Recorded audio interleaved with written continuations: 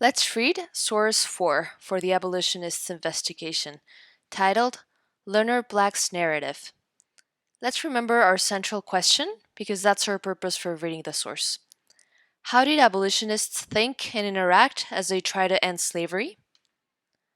Let's start reading the attribution and then the headnote to find out what type of source this is, who wrote it, when it was written, and where it was published. Attribution. From the Life and Sufferings of Leonard Black, a Fugitive from Slavery, written by Leonard Black in 1847 and published in Massachusetts. Headnote. Stories from the lives of people who had been enslaved became an important way of sharing the experience of slavery and promoting abolition. Between 1835 and 1865, over 80 narratives were published. The narratives included many examples of the horrors of slavery and the difficulty escaping. Leonard Black was born enslaved in Maryland. He escaped around age 20. He lived in different New England states until the end of slavery. He was active in church life. He wrote his story to inform other Christians about the horrors of slavery. Let's pause here and take a moment to answer these questions about the headnote and attribution in your packet.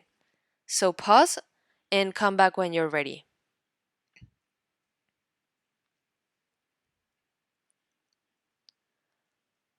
Okay, let's read the source. Let's read Leonard Black's narrative. A person who has always been free cannot know the horrors of slavery. To be owned like a cow or horse, and at any moment at risk of being sold to the highest bidder, to be sent to a distant part of the country, leaving the dearest relatives behind, to be mentally and physically abused, is death to the slaves. When I was 6 years old, I was placed with a Mr. Bradford. I was separated from my father, mother, and family. Mrs. Bradford had a son about 10 years old. She used to make him beat me and spit in my face. At the end of 2 years, Mrs. Bradford beat me so much that her husband, fearing she would kill me, took me to his father's place. But old Mr. Bradford was worse than Mrs. Bradford. My work in the winter time was to get wood from the swamp up to the house. I had no shoes or hat, and only thin clothes, so I used to go into the house to warm myself.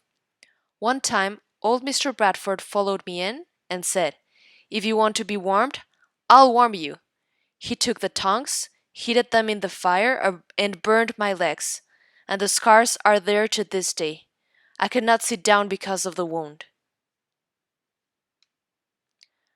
Okay, now go back and read the source yourself and pause after each sentence to think which are the sentences that begin with transition words or introductory phrases, and what key ideas come after transition words or introductory phrases.